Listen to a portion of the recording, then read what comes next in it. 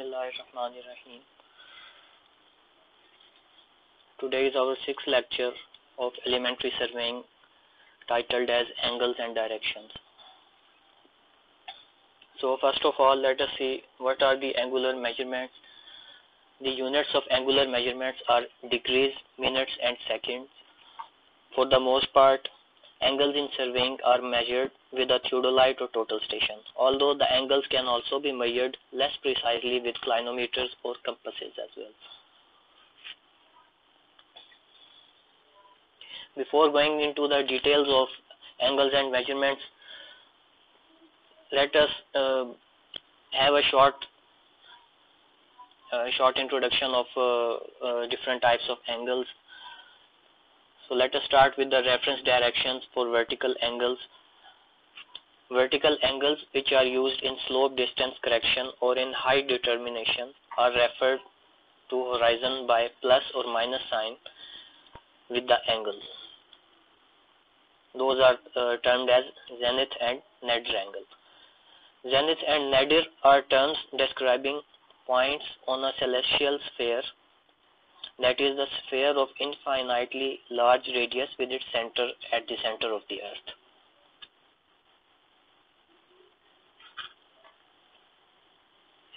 This is the figure that is illustrating the zenith and nadir angle. Zenith is directly above the observer and nadir is directly below the observer. Zenith and nadir and observer are all on the same vertical line. From the figure you can observe that at the center here you can assume that observer is standing, and exactly in the upward direction of the observer the zenith direction is shown, and vertical below direction to the observer is termed as nadir direction. Okay, the angle that is created between the zenith direction and the horizontal is termed as zenith angle, which is termed as plus vertical angle.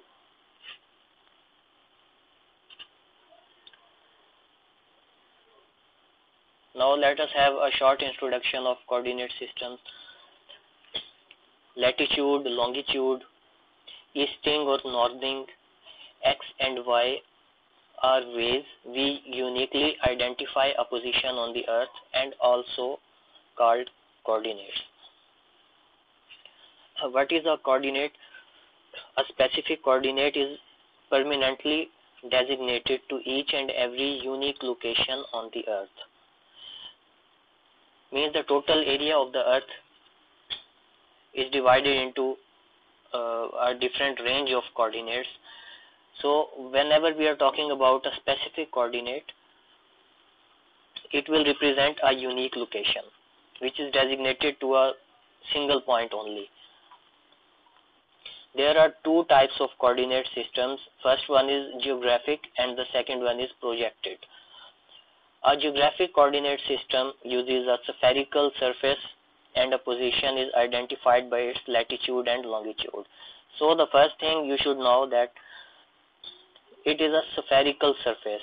Whenever we are considering the earth as a three-dimensional object, means a spherical surface is considered, then we shall use the geographic coordinate system. Okay, and we shall represent it by using latitude and longitude. These are two new terms. Latitude and longitude are angular units of measure and are denoted in degrees, minutes and seconds or decimal degrees. Earth's longitude ranges from plus 180 to minus 180 degrees. It is noted that y coordinate is constant. Okay, for example, if you draw simple x and y axis, as you have already drawn a lot in physics and mathematics in second year, the same is the case with that. If you draw x and y axis which are perpendicular to each other, so the x direction will represent the amount of longitude. Okay, you are keeping constant the y direction, y coordinate is locked, and you are moving just in the direction of x-axis or horizontally. Okay, so it is divided into different number of, you can say, degrees, which ranges from plus 180 to minus 180 degrees. Earth latitude ranges from plus 90 to minus 90, in which you are keeping x coordinate constant. Okay, we are just changing the y-axis. So whenever the term longitude, you hear the term longitude, it should come into your mind that we are talking about the x-axis only, and the latitude will represent the y-axis. There must be some origin of spherical Earth with 0, 0 coordinates. Means there should be a point which will be the origin where the latitude and longitude value will be equal to 0. So if you just open the Google map, you can see that 0, 0 coordinates are assigned to a place in water slightly southward to Ghana. Ghana is a country in Africa. Okay, when we create a map, now we are discussing the second type of coordinate system. When we create a map, we project a sphere onto a flat surface, and we use projected coordinate system to do this. Okay, in this technique, we are just converting a three-dimensional object, which is a sphere or Earth in our case. We are just converting a three-dimensional Earth into a flat two-dimensional object. Okay, the example is that if you consider an example of a ball which is three-dimensional, and when you draw it on the paper, you just draw a circle which is a two-dimensional object. So you just projected the three-dimensional object, a ball, to a page which is two-dimensional. So whenever we are talking about the term projection, projection means simply you are perceiving an idea, or you are just converting an image of an object to a two-dimensional space. Okay, that is the projection. Now the latitude and longitude are transformed into x and y coordinates. Latitude is denoted by y, also known as northing, and longitude by x, also known as easting coordinates. Okay, in three-dimensional coordinate system, we just talked that two terms will be introduced, the latitude and the longitude. So when we are talking about the two-dimensional or the projected coordinate system, in that latitude and longitude will be converted into x and y coordinates. Okay, or x and y coordinates are also known as easting and northing coordinates. Now the most common units of measure in projected coordinate systems are meters and feet. During this transformation, the surface of the Earth is distorted. Okay, there is no perfect map projection, and one chooses a projection based on what distortion is acceptable for their purposes. Okay, it is almost impossible to draw the perfect projection from three-dimensional to the two-dimensional view. Okay, there must be some distortion. So it is simple that it all depends on the importance of the area to be surveyed, that which kind of survey you are going to conduct. If you are going to conduct very accurate survey, then the distortion produced during the process of projection must be minimum, and vice versa. Now let us move further. Another term is equator, an imaginary line on the Earth's surface equidistant from the North Pole and South Pole, dividing the Earth into northern and southern hemisphere, is called equator.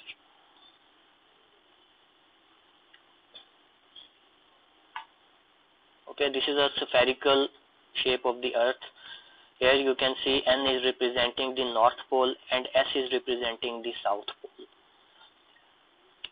It is an imaginary line. If you divide the earth into two equal parts, you can say, then it is known as the equator. The upper portion, which is towards the north pole, can be termed as northern hemisphere, and the bottom part is southern hemisphere. Okay, we just divide the earth by the help of an imaginary line into two equal parts. One is the northern hemisphere towards the north pole and the other is southern hemisphere towards the south pole. The line dividing the earth into two equal parts will be termed as an equator. Okay, the most important property of the equator is that the countries that lie exactly on the line of equator will be the most hot climatic areas. Okay, as you move towards the north or the south pole, the temperature is going to be decreased. The next term is meridian. A line on the Earth's mean surface joining the north and south poles is called the simply meridian. Okay, it is a reference line, you can say. A meridian is the half of an imaginary great circle on the Earth's surface in terms of north pole and south pole connecting points of equal longitude. All lines of longitude are meridians. There are different types of meridians. The meridian formed by intersecting the Earth's plane into South Pole and North Pole. Such meridians are known as geographic meridian. Other type is magnetic meridians, which are parallel to the direction taken by the freely moving magnetized needles as in compass. Okay, meridian is simply, you can say, a reference direction, which is mostly the North Pole. The type of meridian is magnetic meridian. What does it say? Okay, if you use a compass, any kind of compass, it will show you the direction of north when you make it freely moving. It will show you the direction of north, and if the direction of the north is disturbed due to some physical factors, then the direction of the north will be termed as magnetic meridian. It will be discussed in detail in the next slide. Okay, geographic meridians are fixed, while magnetic meridians may vary with time and location. Okay, keep in mind, magnetic meridians are time and location dependent. Next type of meridian is grid meridian, which are the lines that are parallel to a grid reference meridian. As you can see in the figure, small grids are shown and the line parallels to these grids termed as grid meridians. Now the true meridian, line passing through the geographic north pole and south pole of the earth, is known as true meridian. A magnetic meridian which lies parallel with the magnetic lines of force of the earth. So you can see in this figure, this dotted line shows the equator. So now a purple line with an arrowhead is shown. TN stands for true north. Okay, the line joining the south pole, here you can see at the bottom S representing the south pole, and TN is the true north. The line joining the south pole to the true north is known as the true meridian. Okay, this is the reference line, reference by which all the horizontal angles are taken. This is the true meridian line. Now, due to some disturbing factors, if the true north is disturbed by some influencing factors, then the line obtained will be magnetic meridian. Okay, MN is showing the magnetic north, and the line joining the south and magnetic north pole is termed as magnetic meridian. Now this green line representing any measured line. You measure a line simple AB, that is a random line. You want to take the angle between the north and the measured line. North will be locked by using some compass. You can find the direction of north by using any kind of compass. So once you got the direction of north, by using that direction of north, we can calculate the angle, horizontal angle between the north and our measured line. Okay, this simple angle will be termed as the true bearing. Similarly, the horizontal angle taken from the magnetic north to the measured line is known as the magnetic bearing. Okay, this is the new term bearing. Bearing is simply the horizontal angle taken from some meridian to the measured line. These are some quick facts about our city Narowal. Some facts taken. Okay, Narowal is the 94th biggest city in Punjab in terms of population, counted in 2017. 103,000 population almost.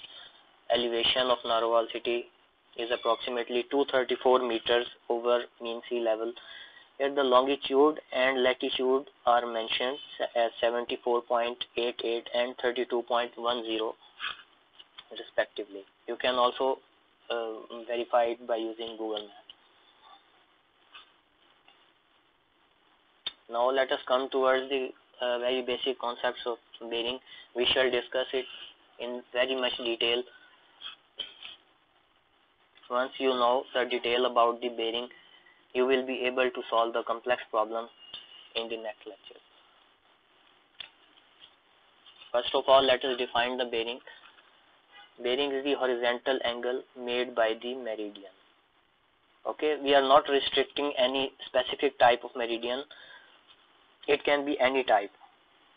Okay, it can be a whole circle bearing or reduced bearing, which is also known as the quadrantal bearing. Now the first type of bearing is whole circle bearing, also known as azimuth.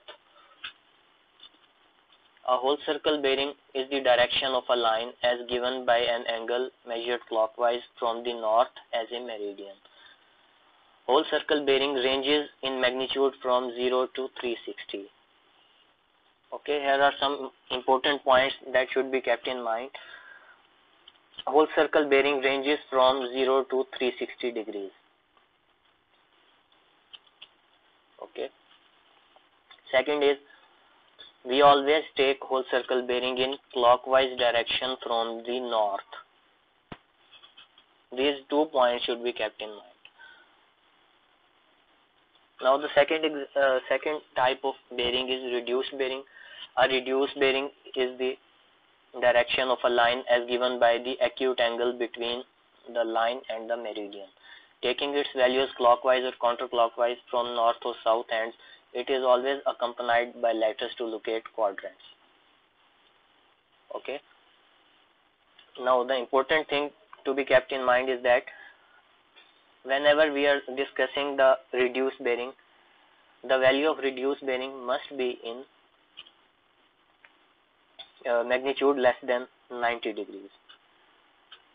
Okay, its value will always be less than 90 degrees acute angle.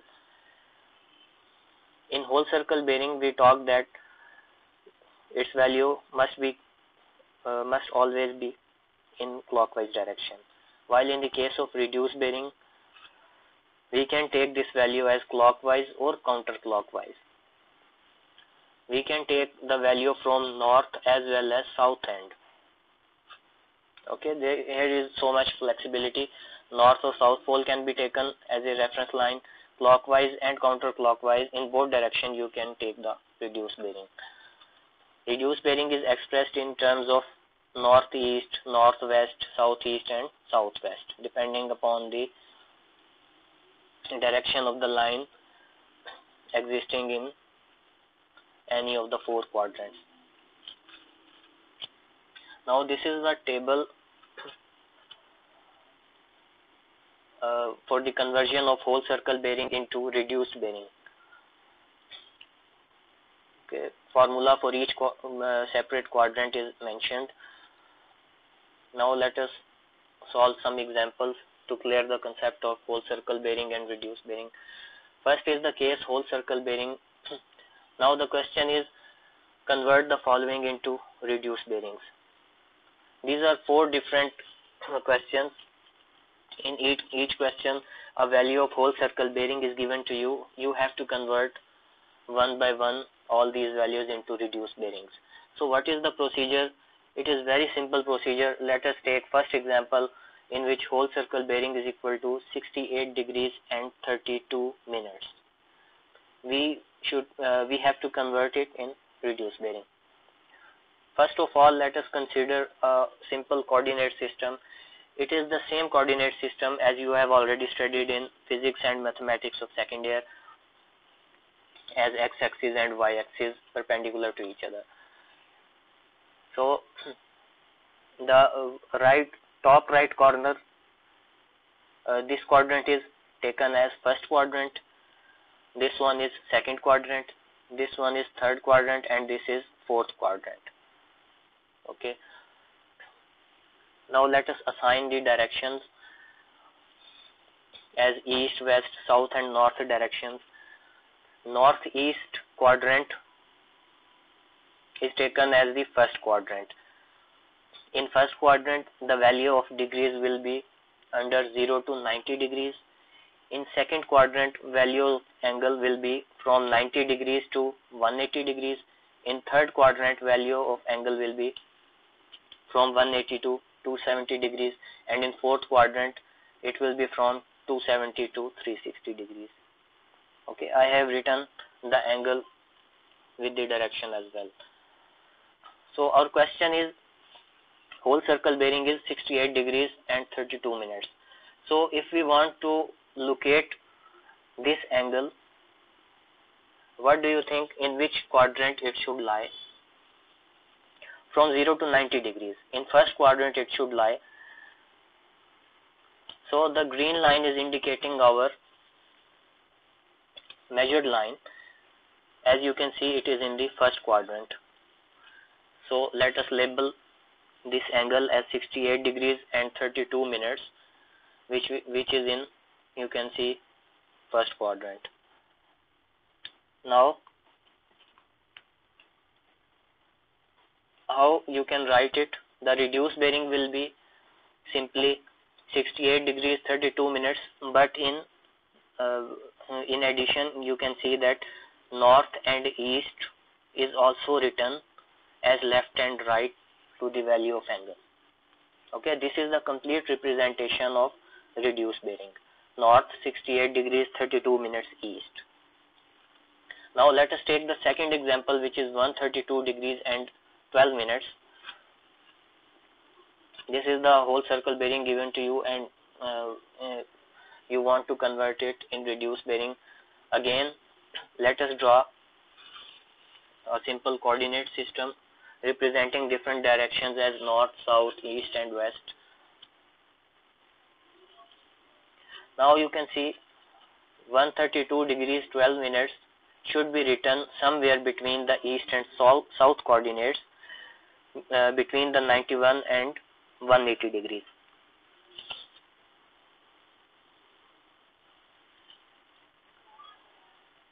Okay, just label that value with the blue text and blue lines, 132 degrees and 12 minutes. It is given to you.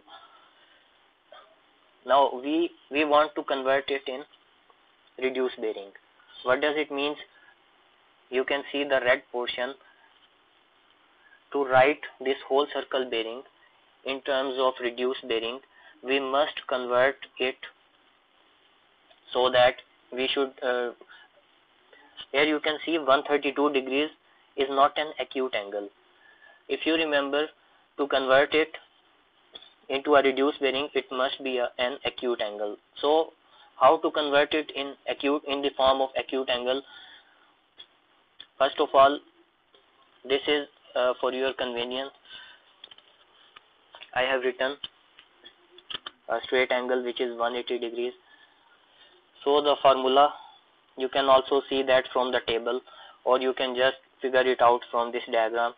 180 degrees minus whole circle bearing. So here you can see golden line is representing 180 degrees and blue line is representing the whole circle bearing. So if you subtract the value of whole circle bearing from this 180 degrees, you will be able to find this red portion. Okay, I again repeat, if you subtract the value of whole circle bearing from this 180 degrees, you will be able to find this red portion, which is our required value. So let us subtract 180 minus 132. The answer is 47 degrees and 48 minutes. Okay, and southeast.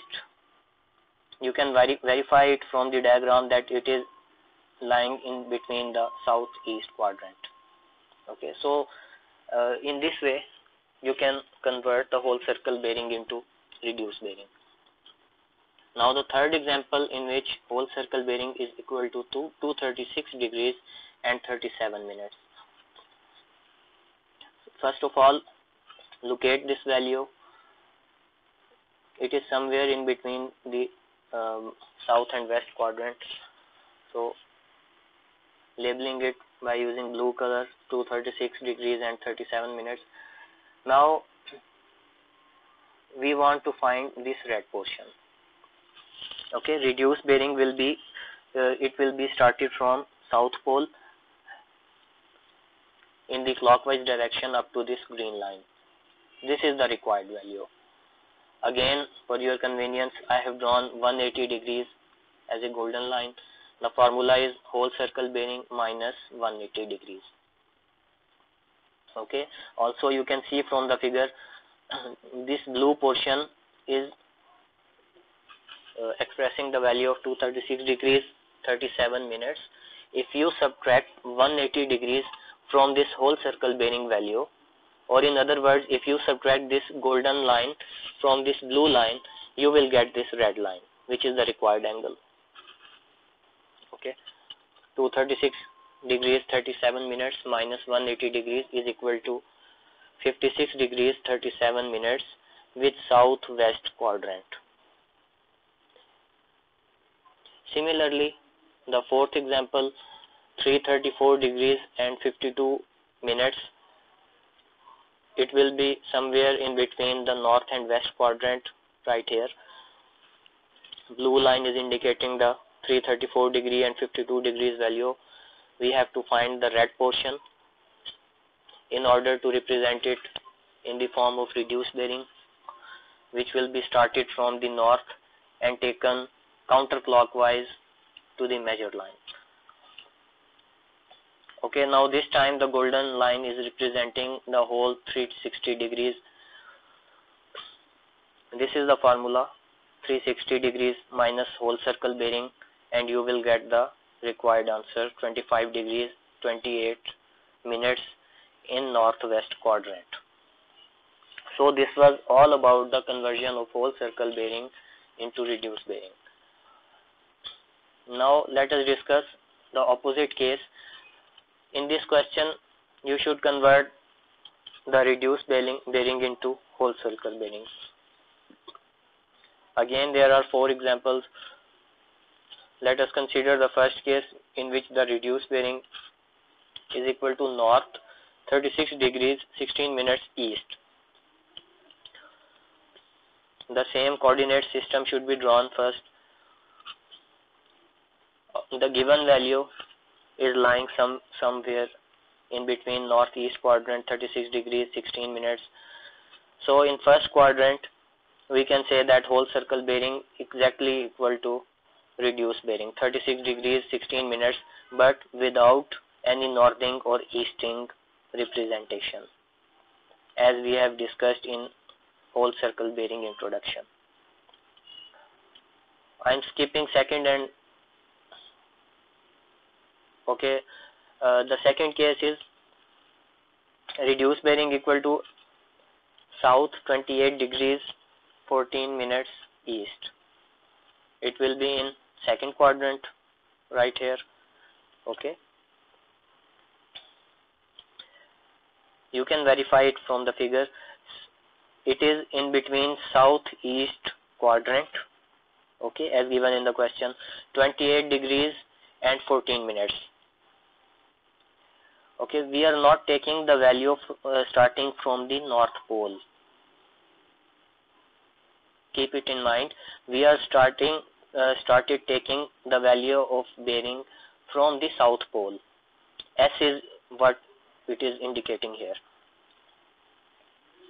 Now we want to convert it in whole circle bearing, which means this red angular portion is required. So how can we find it?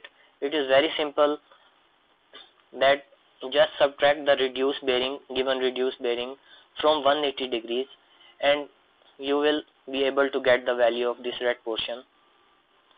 180 minus 28 degrees 14 seconds, which will be equal to 151 degrees 46 minutes, without any representation of northing or easting. Okay, this is what whole circle bearing is all about. Now consider the third example. Reduced bearing is equal to south 47 degrees 26 minutes west. In this coordinate system, it must lie somewhere in between the southwest quadrant. 47 degrees 26 minutes, it should be remembered that 47 degrees starting from the south pole, as it is an acute angle. Okay, this is the given data. Now we want to find this red portion of whole circle bearing.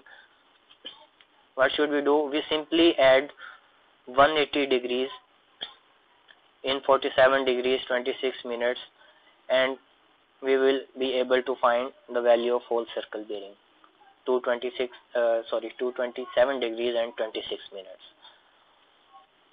The fourth case, reduced bearing is equal to north 58 degrees 24 minutes west. It will be somewhere between the northwest quadrant. You can see 58 degrees 24 minutes starting from the north direction, as given in the question, starting from north and going towards the west. Again, this red portion is indicating the whole circle bearing of that given reduced bearing. How can we find it? We simply subtract the reduced bearing from the total of 360 degrees and we will get this red portion as whole circle bearing, 301 degrees and 36 minutes. Now let us move towards the fore bearing and back bearing. The bearing of a line measured in the direction of the progress of survey is called the fore bearing, and the opposite of that, the bearing of the line measured in the direction opposite to the progress of the survey, is called back bearing. For example, it is a measured line A and B, where A and B are our stations, and we fix ranging rods at both of these stations. Red lines are indicating the meridian, which is the north direction. Normally it is taken as north direction.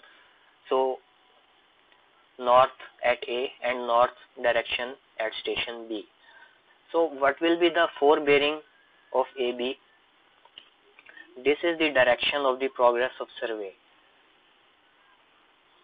We have started from the station A and moving towards the B. Similarly, at station C will be somewhere here, and station D and E we shall move towards in the direction of progress of survey as indicated by this arrow.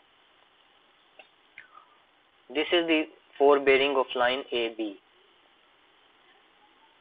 okay, which is equal to theta. So we can say, what is the fore bearing? It is the bearing taken in the direction of the progress of survey from the north to the measured line. Okay, so what will be the bearing of line BA or the back bearing of AB? The same thing. It will be the horizontal angle which is taken from the north of the station B up to the measured line AB. So back bearing of AB will be equal to theta 1.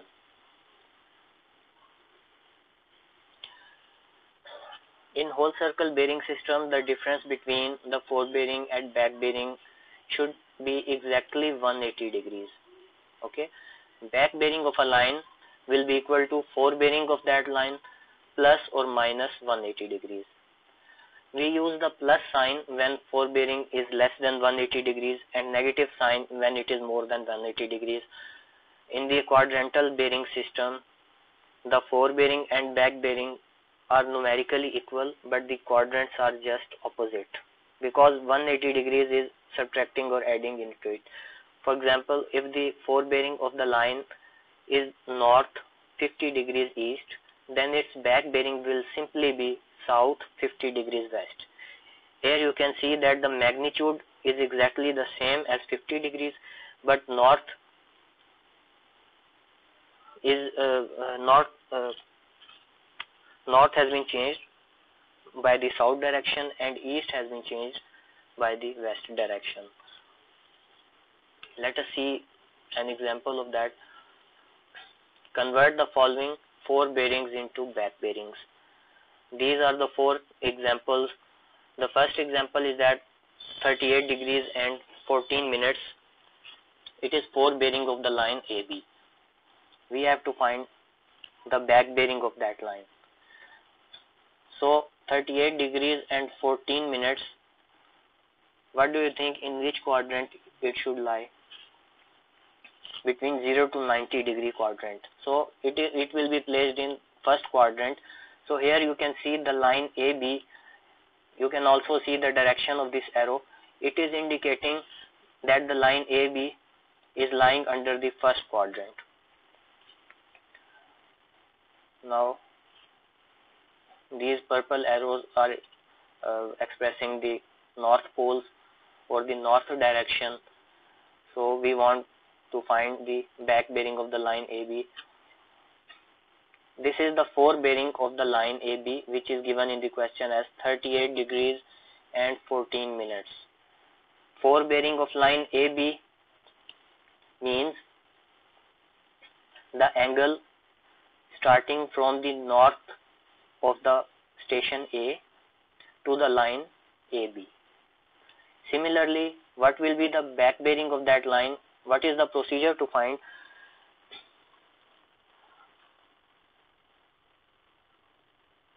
Now it is the dotted line.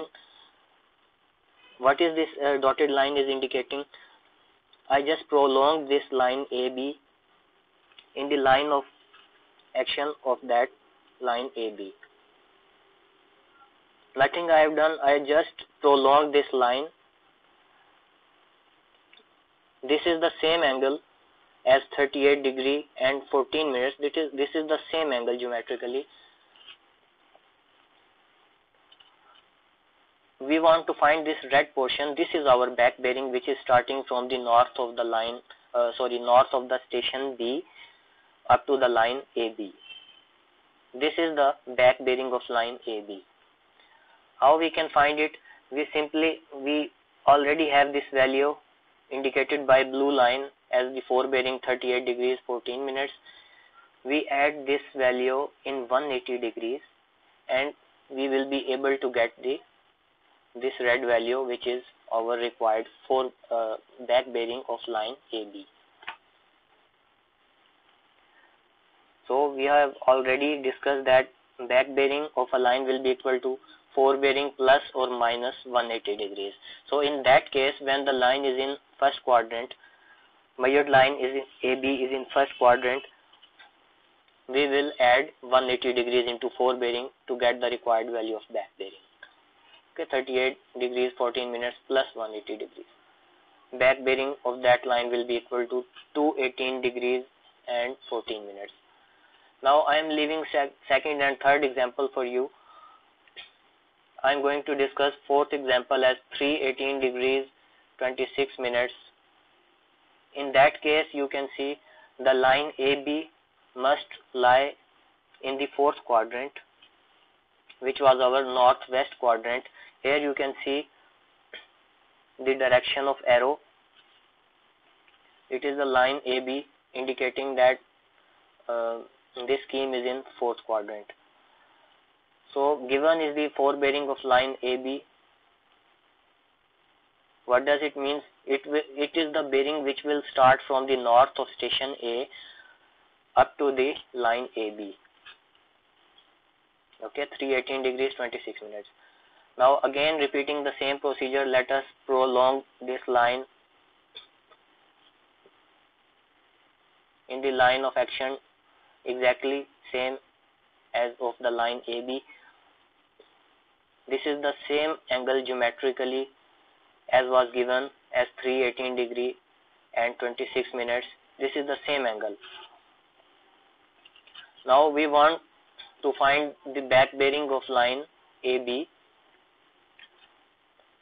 which is the angle, horizontal angle, starting from the north of station B up to the line BA or line AB.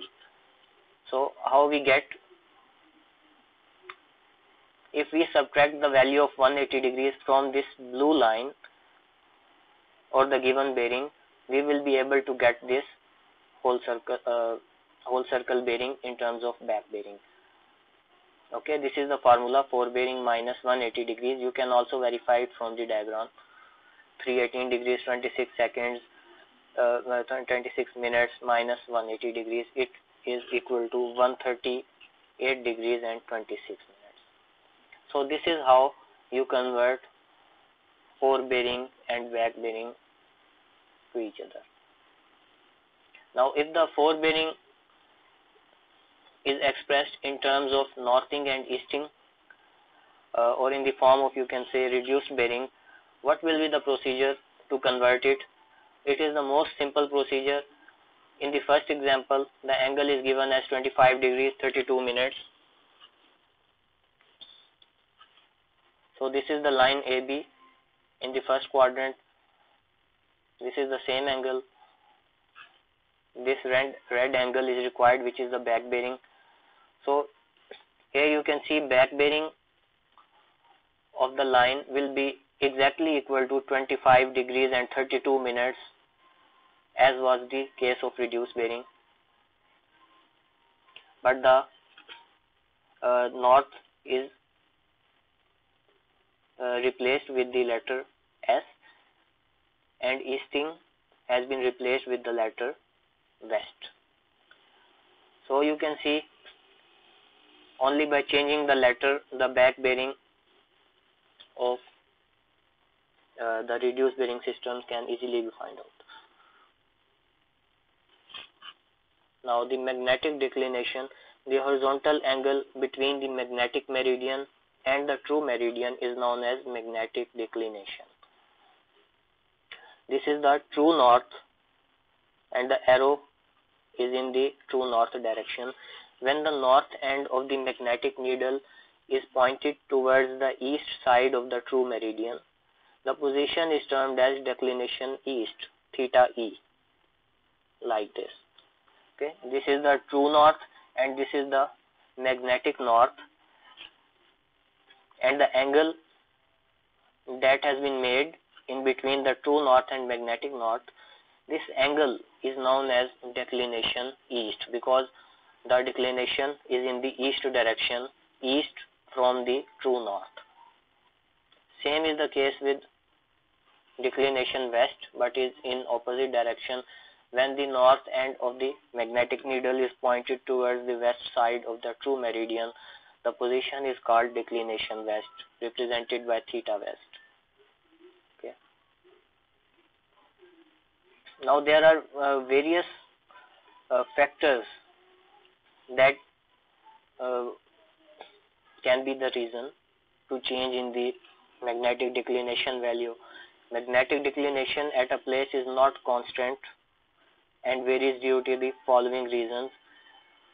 It can be due to secular variation, which is periodic, annual variation, yearly, diurnal variation, that is daily, irregular variation. Okay, these are some of the reasons due to which magnetic declination takes place. There are also some other reasons which are not mentioned here. I am not going to explain all of these. I am leaving it for you. You can check it at this website and find in the details about individual these factors. Next term is local attraction.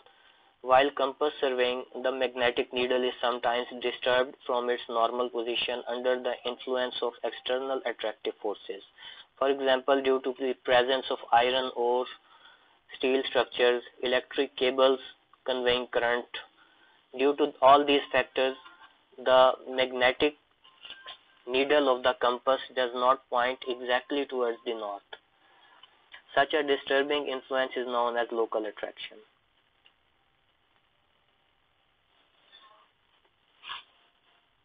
To detect the presence of local attraction, forebearing and back-bearing of the line should be taken. If the difference is exactly 180 degrees, the point A and B will be free from local attraction.